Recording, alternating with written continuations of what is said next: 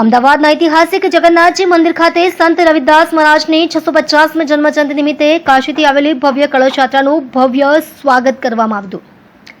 રાજ્યના મુખ્યમંત્રી ભૂપેન્દ્ર પટેલે આ ધાર્મિક કાર્યક્રમોમાં હાજરી આપી સાધુ સંતોના આશીર્વાદ મેળવ્યા હતા. કાર્યક્રમ દરમિયાન મુખ્યમંત્રી ભૂપેન્દ્ર પટેલે સાધુ સંતોના સાનિધ્યમાં વિધિવત કળશ પૂજન કર્યું હતું. ત્યારબાદ મંદિર પરિસરમાં કળશની સ્થાપના કરવામાં આવી હતી.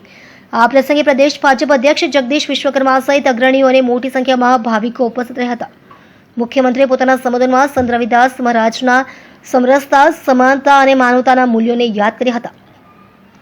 તેમણે જણાવ્યું હતું કે સંત રવિદાસજીના વિચારો આજે પણ સમાજને એકતા અને સદભાવનાનો માર્ગ બતાવે છે. મુખ્યમંત્રીએ સૌને વડાપ્રધાનના વિકસિત ભારત 2047ના સંકલ્પને સાકાર કરવા માટે સહભાગી બનવા અનુરોધ કર્યો હતો.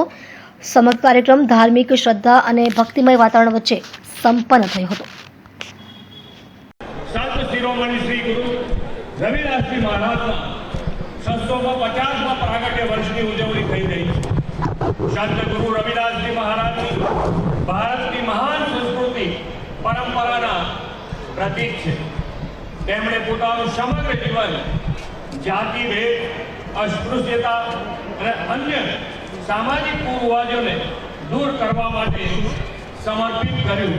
તેમનો સંઘર્ષ અને ત્યાગ આજે પણ સમગ્ર સમાજને પ્રેરણા આપે છે. આજે આપણે ભગવાન જગન્નાથજીના મંદિરમાં કળશનું પૂજન કર્યું, કળશની સ્થાપના કરવામાં આવી છે. તમામ સાધુ સંતોની હાજરીમાં સરસ કળશનું દિલીપદાસજી મહારાજ અહીંયા પૂજન થયું છે અને આ કળશ અહીંયા 7 દિવસ સુધી તમામ નગરજનો એ કળશનું પૂજન કરશે અને ત્યારબાદ એ ગુજરાત રાજ્યના એ તમામ જિલ્લાઓની અંદર તમામ ગામ સુધી આ કળશ યાત્રા પહોંચશે. ગામ દરેક જિલ્લે આ કળશ યાત્રાનું પૂજન કરશે.